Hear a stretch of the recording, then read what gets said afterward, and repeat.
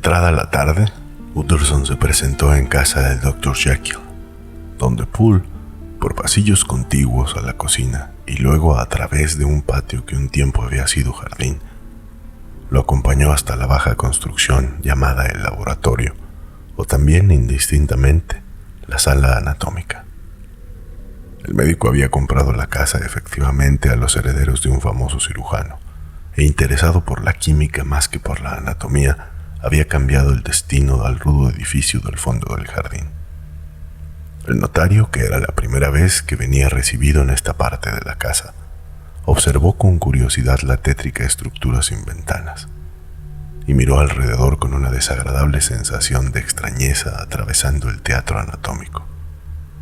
Un día abarrotado de enfervorizadas estudiantes y ahora silencioso, abandonado, con las mesas atestadas de aparatos químicos, el suelo lleno de cajas y paja de embalar y una luz gris que se filtraba a duras penas por el lucernario polvoriento.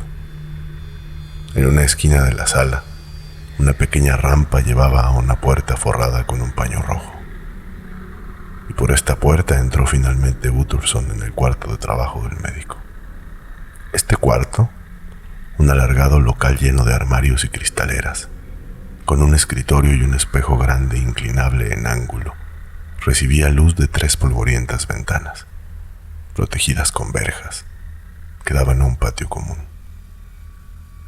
Pero ardía el fuego en la chimenea y ya estaba encendida la lámpara en la repisa, porque también en el patio la niebla ya empezaba a cerrarse. Y ahí, junto al fuego, estaba sentado Jekyll con un aire de mortal abatimiento.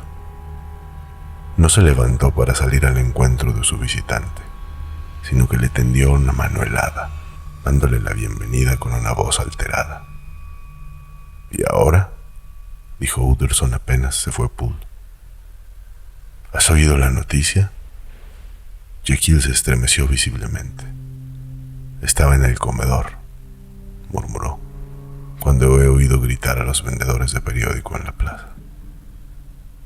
«Solo una cosa», dijo el notario. «Creo era cliente mío, pero también tú lo eres y quiero saber cómo comportarme.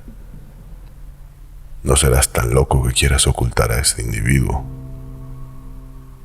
«Utterson, lo juro por Dios», gritó el médico, «juro por Dios que ya no lo volveré a ver.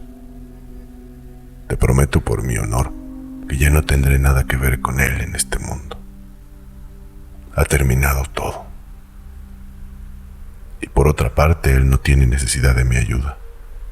Tú no lo conoces como yo. Está a salvo, perfectamente a salvo.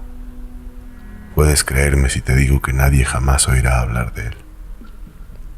Utterson lo escuchó con profunda perplejidad. No le gustaba nada el aire febril de Jekyll. «Espero por ti que así sea», dijo. «Saldría tu nombre si se llega a procesarlo». «Estoy convencido de ello», dijo el médico, «aunque no pueda contarte las razones. Pero hay algo sobre lo que me podrías aconsejar. He escrito una carta y no sé si debo enseñársela a la policía. Quisiera dártela y dejarte a ti la decisión. Sé que de ti me puedo fiar más que de nadie. ¿Tienes miedo de que la carta pueda poner a la policía tras su pista?». «No. He acabado con Hyde. Ya no me importa él», dijo con fuerza Jekyll. «Pero pienso en el riesgo de mi reputación por este asunto abominable». Utterson se quedó un momento rumiando. Le sorprendía y aliviaba a la vez el egoísmo del amigo. «Bien», dijo al final. «Veamos la carta». La carta, firmada Edward Hyde y escrita en una extraña caligrafía vertical, decía en pocas palabras que el Dr. Jekyll, benefactor del firmante, pero cuya generosidad tan indignante había sido pagada, no tenía que preocuparse por la salvación del remitente, en cuanto éste disponía de medios de fuga en los que podía confiar plenamente. El notario encontró bastante satisfactorio el tenor de esa carta, que ponía la relación entre los dos bajo una luz más favorable de lo que hubiese imaginado, y se reprochó haber nutrido algunas sospechas. ¿Tienes el sobre?, preguntó. No, dijo Jekyll. Lo quemé sin pensar en lo que hacía, pero no traía matasellos. Fue entregada en mano. ¿Quieres que me lo piense y la tenga mientras tanto? Haz libremente lo que creas mejor, fue la respuesta. Yo ya he perdido toda confianza en mí. Bien, lo pensaré, replicó el notario. Pero dime una cosa, esa cláusula del testamento sobre una posible desaparición tuya, ¿te la dictó Hyde? El médico pareció encontrarse a punto de desfallecer, pero apretó los dientes y admitió. Lo sabía, dijo Utterson. Tenía intención de asesinarte. Te has escapado de buena. Ya me he escapado, Utterson. He recibido una lección. ¿Qué lección?, dijo Jekyll, con voz rota, tapándose la cara con las manos. Al salir, el notario se paró a intercambiar unas palabras con Poole. Por cierto, dijo, sé que han traído hoy en mano una carta. ¿Quién la trajo? Pero ese día no había llegado otra correspondencia que la de correos, afirmó resueltamente Poole. Y solo circulares, añadió. Con esta noticia el visitante sintió que reaparecían todos sus temores. Han entregado la carta, pensó mientras se iba, en la puerta del laboratorio. Más aún, se había escrito en el mismo laboratorio, y si las cosas eran así, había que juzgarlo de otra forma y tratarlo con mayor cautela. Edición extraordinaria. Horrible asesinato de un miembro del Parlamento. Gritaban mientras tanto los vendedores de periódicos en la calle. Es la oración fúnebre por un amigo y cliente, pensó el notario. Y no pudo no temer que el buen nombre de otros terminase metido en el escándalo. La decisión que debía tomar le pareció muy delicada, y a pesar de que normalmente fuese muy seguro de sí, empezó a sentir la viva necesidad de un consejo. Es verdad, pensó, que no era un consejo que se pudiera pedir directamente, pero quizás lo habría conseguido de una forma indirecta. Poco más tarde, sentado en su despacho, al lado de la chimenea, y delante de él, en el otro lado, estaba sentado el señor Guest, su oficial. En un punto intermedio entre los dos, y a una distancia bien calculada del fuego, estaba una botella de un buen vino añejo, que había pasado mucho tiempo en los cimientos de la casa, lejos del sol. Flujos de niebla seguían oprimiendo la ciudad sumergida, en la que las farolas resplandecían como rubíes y la vida ciudadana, filtrada, amortiguada por esas nubes caídas, rodaba por esas grandes arterias con un ruido sordo, como el viento impetuoso.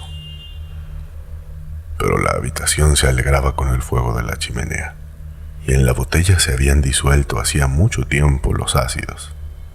El color del vivo púrpura, como el matiz de algunas vidrieras, se había hecho más profundo con los años, y un resplandor de cálido otoño, de dorados atardeceres en los viñedos de la colina, iba a descorcharse para dispersar las nieblas de Londres. Insensiblemente se relajaron los nervios del notario. No había nadie con quien mantuviera menos secretos que con el señor Guest, y no siempre estaba seguro, de haber mantenido cuantos creía. Guest había ido a menudo donde Jekyll por motivos de trabajo. Conocía a Poole y era difícil que no hubiera oído hablar de Hyde como íntimo de la casa. Ahora habría podido sacar conclusiones. ¿No valía la pena que viese esa carta clarificadora del misterio? Además, siendo un apasionado y un buen experto en grafología, la confianza le habría parecido totalmente natural. El oficial, por otra parte, era persona de sabio consejo. Difícilmente habría podido leer ese documento tan extraño sin dejar de hacer una observación. Y quizá así, vete a saber, Utterson habría encontrado la sugerencia que buscaba.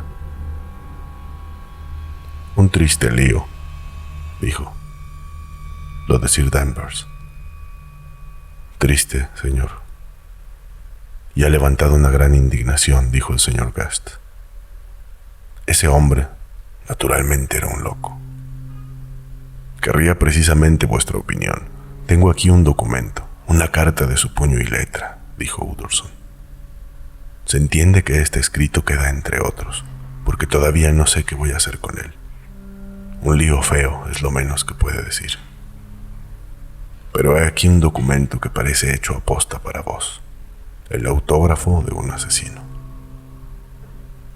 Le brillaron los ojos al señor Guest, y un instante después ya estaba inmerso en el examen de la carta, que estudió con un apasionado interés.